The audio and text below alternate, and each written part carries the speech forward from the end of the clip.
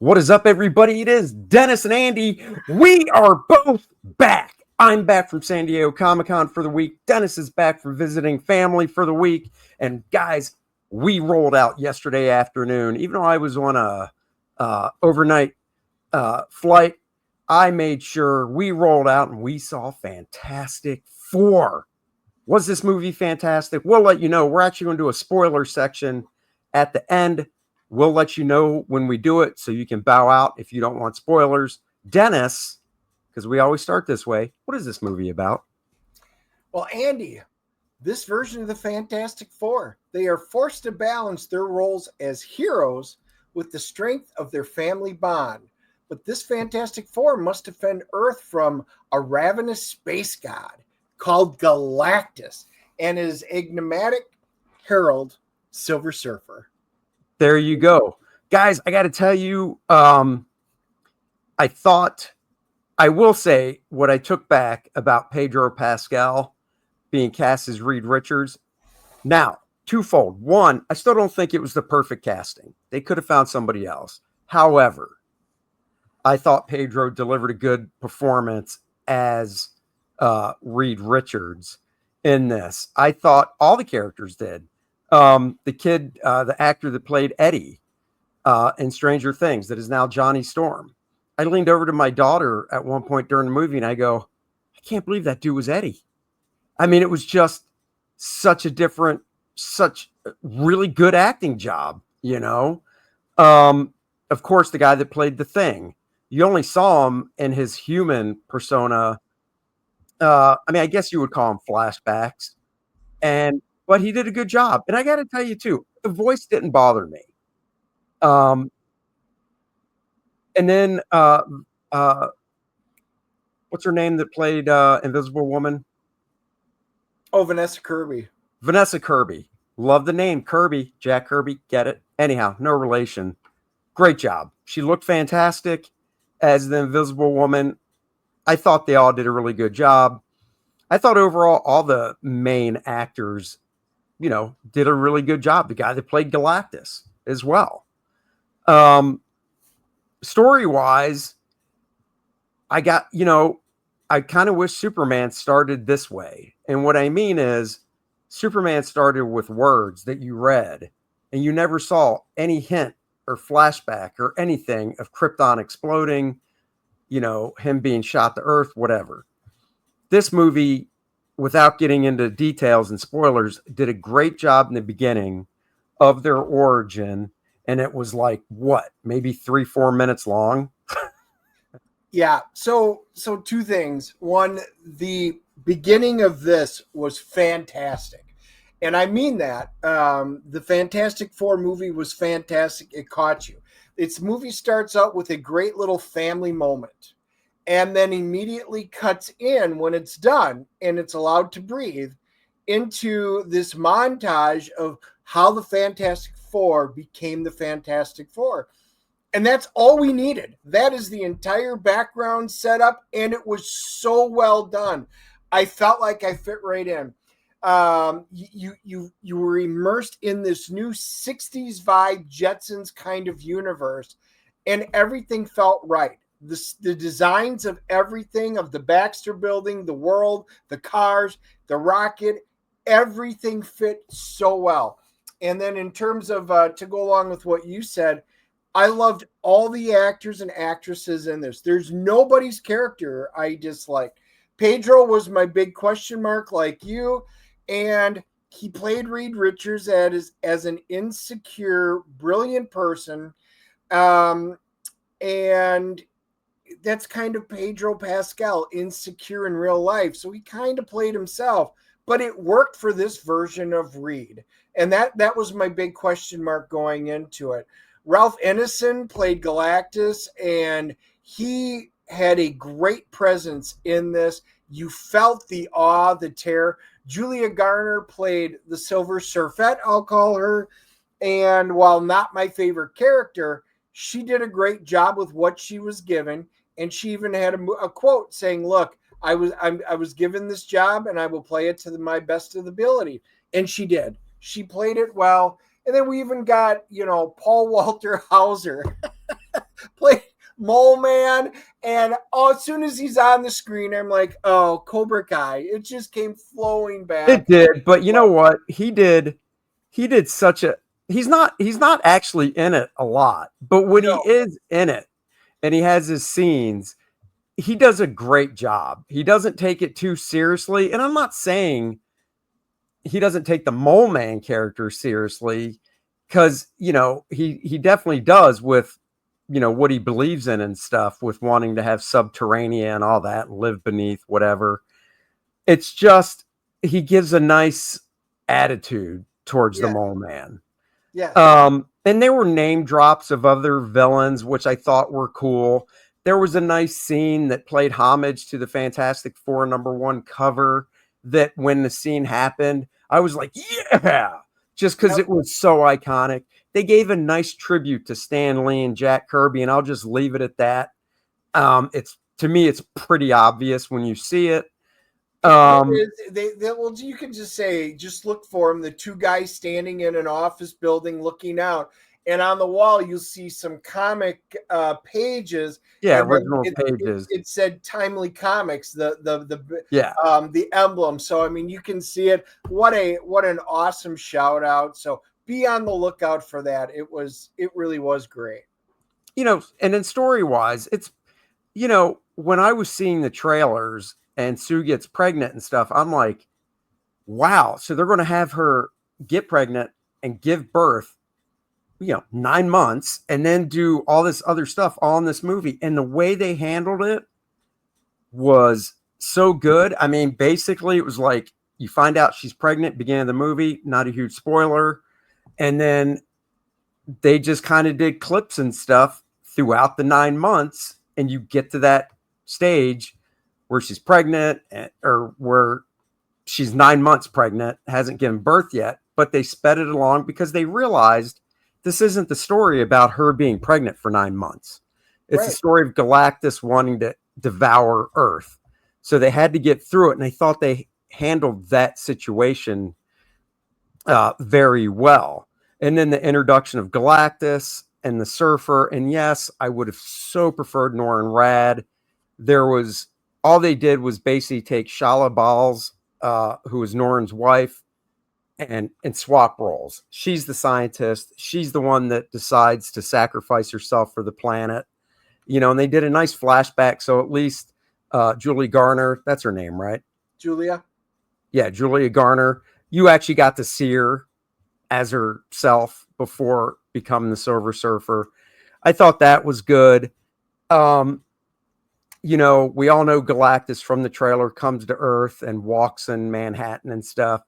I thought that fight, the end fight, that's the third act, I thought that was fine, Well, the and end the fight was resolution I thought was fine. the end fight was good, and the issue was there wasn't a whole lot of other action before that. You got some of the Yeah. flashback scenes, and the one disappointment I had was the Red Ghost, because we saw him from the trailer. John Malkovich, he was in it. He was dressed up in costume and not in Wait, the in the movie. trailer? Was in the first trailer, yes. Oh, I don't remember that at all. Oh yeah, so you do get a nice flashback of Red Ghost and his gorillas. They do play a good homage to a lot of the early Fantastic Four villains. That was great. Natasha Lyonne plays Ben Grimm's new love interest, and I love her as an actress, but I'm just wondering why she was not our expected blind Alicia Masters, which I Yeah. kind of was expecting why they did that. But for what she was great. And we'll call it the head of the Future Foundation, which is like the UN. Sarah Niles, she plays Lynn, and we all know her, our favorite shrink from Ted Lasso, makes another appearance after we said that in F1. And the cast is great. Act number one, we'll get into the story a little bit. Act one and act Well, two. do we want, hold on. We Yep. never, just to correct ourselves, because we are doing a spoiler side of this. Yep. We never delve into like act one, act two, act three in our main reviews. We basically go over what we just did and rate it. I don't have a problem going into it, but I think that's what we usually do when we do Okay, spoilers. well, let's do that. Let's just give it a rating because overall, yeah, let's just go ahead and rate it then so we can delve into spoilers. Yeah. Okay. Do you remember? What was the Now, last movie we did? Superman. It was Superman. I Yeah. think you went first. Yeah, go ahead. Okay. I liked it. I enjoyed it. I'm giving it a 7.5. I really enjoyed it. When we do the spoiler section, there are some plot things Dennis will bring up, just like in Superman. And I don't have a huge problem with one of them we talked about last night on the way home. In fact, we only talked about one, so I'm curious to see what other ones he brings up. But the one he does bring up, if you hang around for the spoiler section, doesn't even bother me. I'm giving it a 7.5, and I think you should go see it. We saw it in Dolby. My daughter and I want to see it again, probably catch it in IMAX when we do. Nice. I'm also going to give it a 7.5. To me, it was as good as Superman. And, I said acts 1 and 2 were great. Act 3 is where it fell apart because going into Act 3, I thought this was an absolutely fantastic movie. Good humor, but very little humor, but used very well, unlike Superman. So, yeah, 7.5. It's worth a watch in the theater. Yeah, and it's weird just to touch on this because it's not a spoiler thing. It kind of broke from the Marvel's movies as of late, where Iron Man started with Robert Downey Jr., Tony Stark, getting the humor in there, and then once they saw it work, they kind of ramped it up to a too much part where it's like, okay, dial it back, and maybe they learned because this had the right amount in the right moments. So, Yep. So there you go, guys. Real quick, Lilith Infernal Conflict is launching Friday, August 1st. Go sign up if you haven't yet. There's going to be a couple secret tiers for discounts and front of the line shipping. Link in the description below. And now it is time for spoilers. If you don't want to hear spoilers, thank you for joining us. We'll be seeing Naked Gun this Thursday, review on Friday. Here go the spoilers. Let's dive in. All right, big guy. All right. So overall, one of the things I will say was, like I said, acts 1 and 2, I thought were absolutely fantastic. The pacing of this movie was fantastic. I love the direction it was going. It was fun. I had a couple of problems with Reed Richards and what they were portraying it, but that's where the wheels fell off, was going into the third act. One of the things that they always talk about how smart Reed Richards is in this movie, but yet a lot of his actions are not very smart. And one of the things that puts it out was, and I'll call it the Electra Woman and Dinah Girl moment of this movie, when they're teleporting an egg from one spot to another. And it was like this big deal. And I'm like, oh, Frank just invented the new things for the girl to put in. So that's going to be what saves the movie. And of course it was.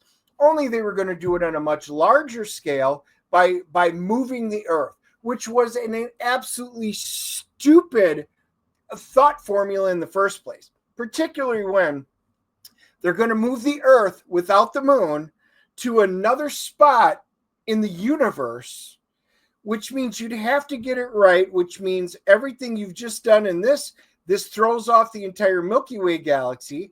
Earth needs its moon in order to properly function. And then Reed says there's a 2% chance of air when we get into there, which isn't very much. Yeah, it is, because even the smallest slight will throw off the Earth's gravity, the axis around wherever you're popping it in. It's got to be close enough to a moon. There is no way to figure out. I don't care how smart. It was a stupid decision, especially when their final solution was much better. Oh, right. We're going to build all of these wonderful teleporters. They're all destroyed because the Silver Surfer comes in, and that was a cool scene, bopping at her, whipping him out. And then, we just have to open up a portal and throw Galactus through it. Okay, that would have been the one to go through in the first place to start with, because the whole thing, it literally drove me nuts. The problem is you've got writers that are writing a super genius character that are not at that level and don't make any sense. It just it killed me. It just killed me. And the second part of that is, so in order to save get to make this plan work, we need to get Galactus out of the ship. So the ship, because it's all faster than light, Galactus travels, and for some inexplicable reason, Galactus, the dummy, decides he's going to come in outside of Jupiter and slowly make his way to Earth. Galactus wouldn't. He would immediately pop in right by Earth and launch it. And he wouldn't go down himself. He would send the Silver Surfer just to go down there, get me the kid. Okay. And that would be the end of the movie. But they had so much plot armor in the third act of this movie, it drove me crazy. It just drove me crazy. This went from a great movie that I was so thrilled with, and it's just like the Superman moment when the Kents, not Kents, Jor-El, and the Lord changed him, and that ruined the movie. This dropped me way down because I was much higher going into this. So yeah, that whole part killed me. Okay, so my thought on that is, didn't bother me in the least. It's a, and I know this is going to sound like, oh, that's just an easy thing to say, but it's a comic book movie. I think, when I go into a movie like a real life drama or just a drama in general or a thriller, plot holes in those stick out more to me because they see, they just do than they do in superhero comic book movies. I think you could go through a lot of superhero movies and pick things out. The whole moving to Earth when their final solution was, basically use the kid as bait to draw Galactus in. Right. I get it. That would have been, but they want to amp up the stakes a little more. And then you're right. The Surfer blows through and destroys a ton of them. The teleportation devices, whatever, that link to Earth that are spread all around the world. And then she's coming to destroy the one in New York, and she doesn't. And it didn't bother me because Johnny Storm flew in there and knocked her ass out of the way, basically. And that got them into like a confrontation. And I thought that was fine. I didn't even think twice over the fact that, like, yes, Galactus's ship can fly that fast. But then for some reason, once it enters our galaxy, universe, whatever, or galaxy, and it's at Jupiter, it just starts trugging along at normal speed instead of just going whoop, right to Earth. And the reason they did that writing wise is because they could, with whatever science, satellites, whatever it is, they could be like, okay, he just entered, he's at Jupiter now. So it gave them the time to do what they had to do. If he just traveled at, I guess, we'll say normal speed instead of just faster than light, and got right to Earth. So I get it. And it just didn't bother me that much. So here's the difference. You are a pure comic book guy. What you're dealing with is this Fantastic Four is part comic book, part sci-fi. And this is the part, if you're going to make space sci-fi comic book stuff, right, you do, because there's a whole chunk of us out there that are into it. They did do some things, and they thought about certain things. We're too close to the event horizon. My lasers are curving and arcing. Okay, they thought about that. It's if we knock her in, she'll come out, but it'll delay her by a month. Okay, right. It would be worse than that, but that tells me at least the writers had a rudimentary thought about how long she would be in there, and that at least it was a thought process into that. Whereas basic, we'll call it science fiction physics, because there is real physics behind it, but for our sake, we'll call it science fiction physics. There was no thought about any of this for plot armor. Well, we need time, so we'll give them the month, but then we'll have them poured out there and slowly come in. Makes no sense. Galactus wouldn't do it. You did him dirty because he's not a stupid. He is an all-powerful, is older than the universe, they said in this. he wouldn't be that stupid, but yet he was. Same thing, Reed Richards, it's so smart. He wouldn't have thought this, but yet he did.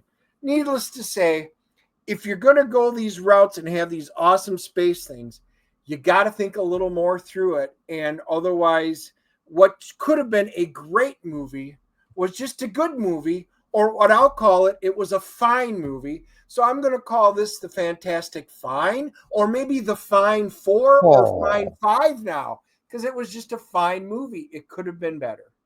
All right. Well, there's an after credit scene. Stay for it. And then there's the final after credit scene. This is the spoiler part, so I will spoil that one because honestly, if I knew what it was, I probably would have got up and not sat there.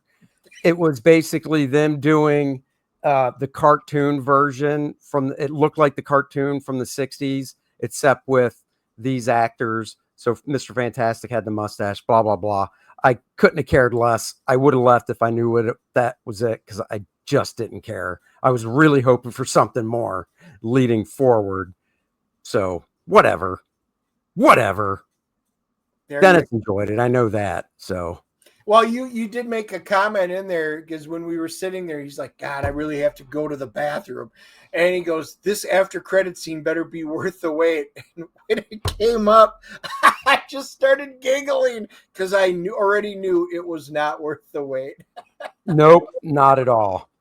So yeah, that was it. There you go, guys. Go check out the movie. Thoughts down below. Let us know what you guys thought of the movie, and your thoughts in general on it. Maybe what were your thoughts if you saw both this and Superman? Did you like one better than the other?